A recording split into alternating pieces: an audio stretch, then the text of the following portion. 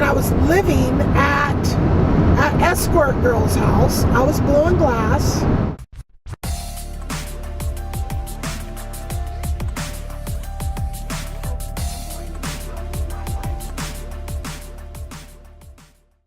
So where Guda glass falls in the glass blowing hierarchy of the Oregon glass blowing scene, which is where it started, Bob Snodgrass, number one.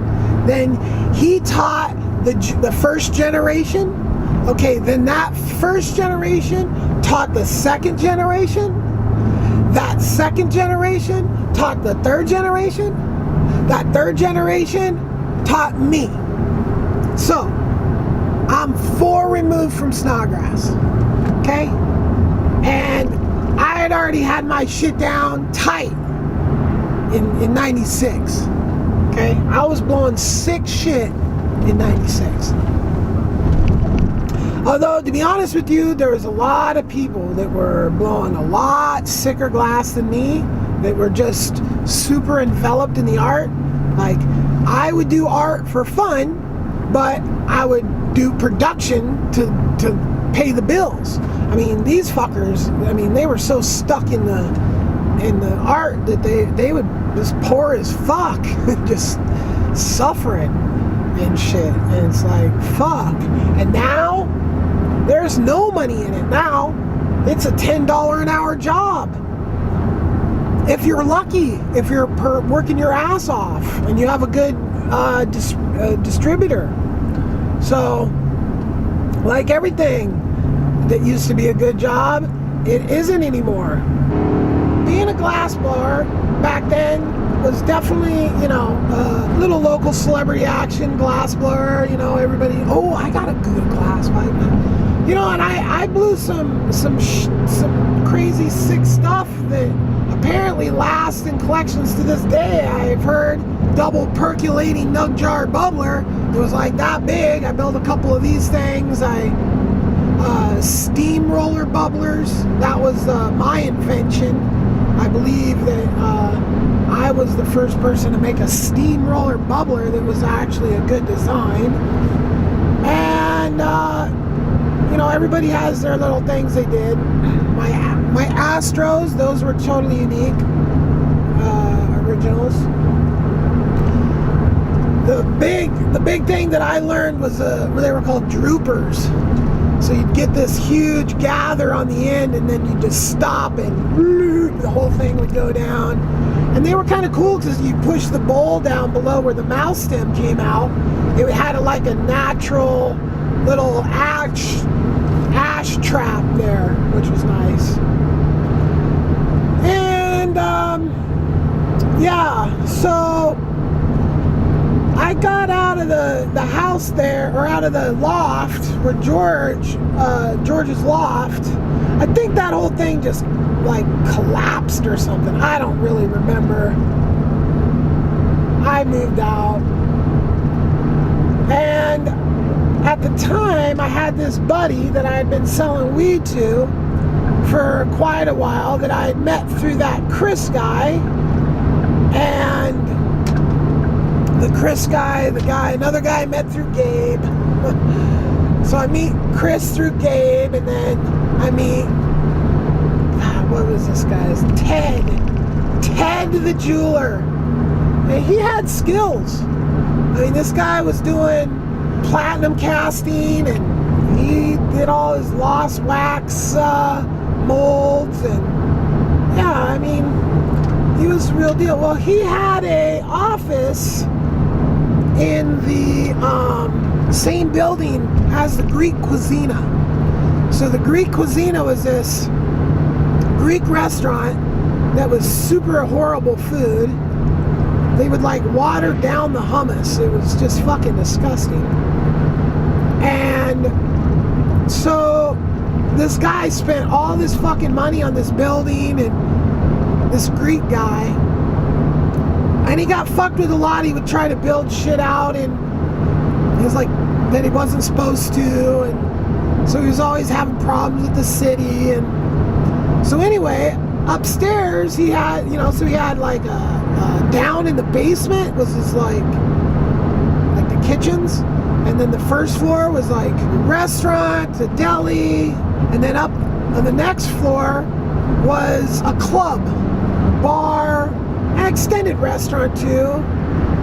So, and it was big in the 80s and the 90s. I mean, this, you know. And so upstairs, Ted had a little office, and he's like, hey, so I rented a double office right next to Ted's office. I built out, so at that point, I was like, I'm gonna freaking build out a company and have people working for me blowing glass. And I did have one. I actually had that guy that I met at the country fair, him and his girlfriend, and then I lived with his girlfriend at the start of my glass blowing. He ended up working for me, and I taught him how to blow glass. He was actually the one that ended up with all my glass equipment when I went to prison.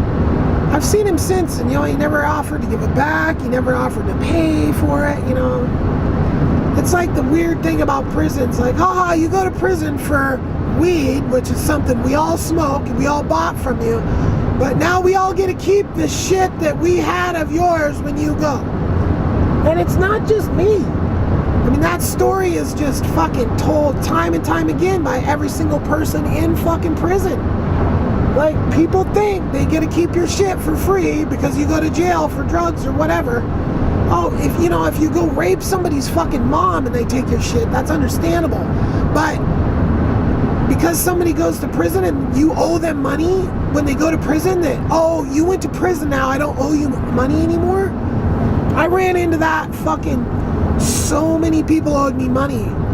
And it was like, I built out this office, I pulled out the windows. I literally pulled the building's windows out and reinstalled plywood and painted it and put these pretty expensive fans that had louvers on it, so when you turned them on, the things would blow out. And I wired all this stuff in and put it on switches.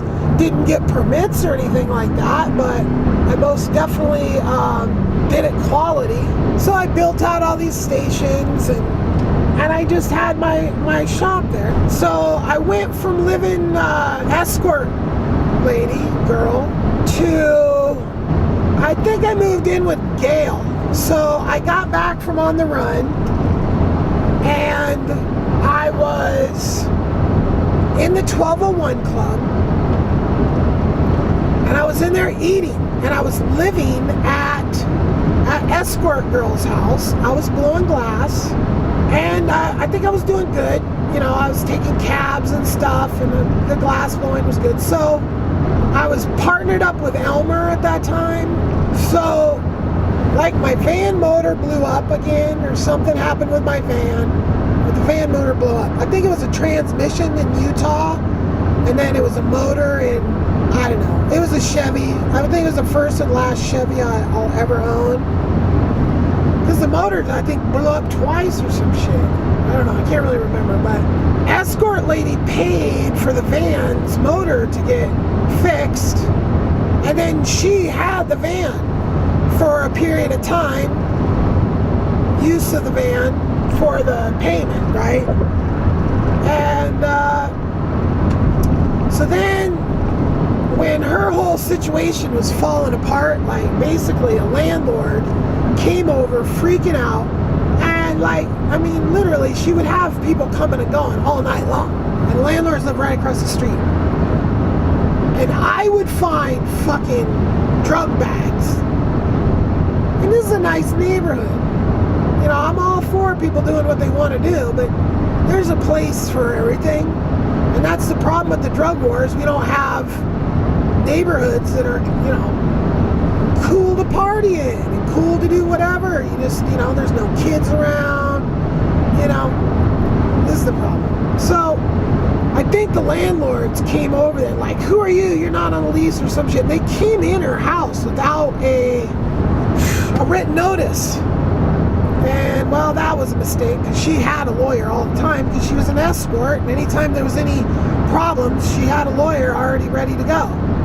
Well, that lawyer She never paid a fucking dollar to those people again and stayed there for a long ass time. Well, it freaked me out, and I got the fuck out because I had warrants and shit. So I wasn't trying to freak. So, and I think like it started off by like going to the country fair with Elmer, and we got to the country fair, and there was already some weird shit going on with Elmer. Like Elmer was stealing somehow from the money. That was the glass pipes that were blue. So he invested some money, we had some agreements, and he started like doing some bullshit on the agreements. So, you know, I've always been super honest with people. I've always treated people straight up in deals. When I feel, or when I know, or when I think I'm getting fucked over, you know, that's it. And we're right there at the fucking country fair. I mean, literally, Elmer's driving my van because I don't have a license because of the warrants. I don't remember exactly what happened, but something fucking started going down right at the country fair in the parking lot at the van, and I ended up fucking jumping his ass right there over it. Socked him up really quick, and then that was it. And then he actually fucking took the van and drove back streets to the fucking place where all the glass blowing equipment was. This is before we were at Gene's shop. So he loads up all that shit and all the glass and all that, and he basically steals it all. And he takes it and he sells it, or gives it, or I don't know what the deal he was. He gave it to the guy that, he actually sold it to the guy that taught me how to blow glass. I lost all the equipment. Then I partnered up with those other guys. And basically it's like the kilns are where it's at. You know, the kiln is kind of an expensive thing. And so I was buying old burned out kilns. And then I would put new coils and controllers into them where I could actually, and temperature gauges, because there's a annealing process with glass where you got to nail it.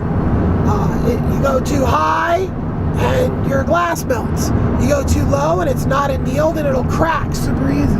I start buying all these used kilns, I set myself up again, and I get back into business. After that, like getting started glass blowing was a super rocky time. Like it was, but it was weird because it literally, like my life had sucked, and then I got into this whole bank loan thing, and then my life was really cool, and then the bank loan thing went to shit.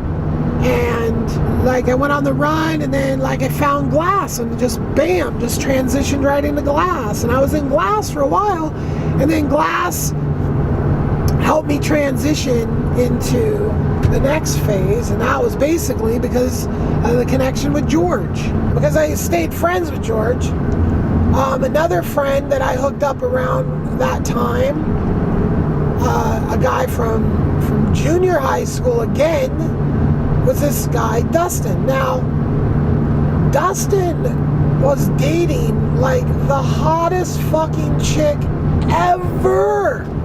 Like, he was dating this bartender chick that worked at Sassy's back in the day, and we just all drooled over her constantly.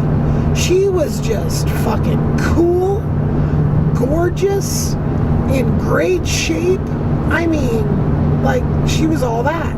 Well, her boyfriend was this Dustin guy that I went to junior high school with, and like randomly ran in somehow, and so hooked up with him. So literally two guys I went to junior high school. We weren't like friends in junior high school, we just knew each other, but just turned out to be right after that whole glass, like right tail end of the glass blowing, and then on into the next phase, right? So that's the glass blowing story. Now I got the whole, I mean, there's so many stories to go and fill in all that shit, but that's just like my glass blowing. I mean, it went all the way from just meeting this guy and going into a backyard and learning this, all the way up to my pipes and I mean, $100 an hour no problem.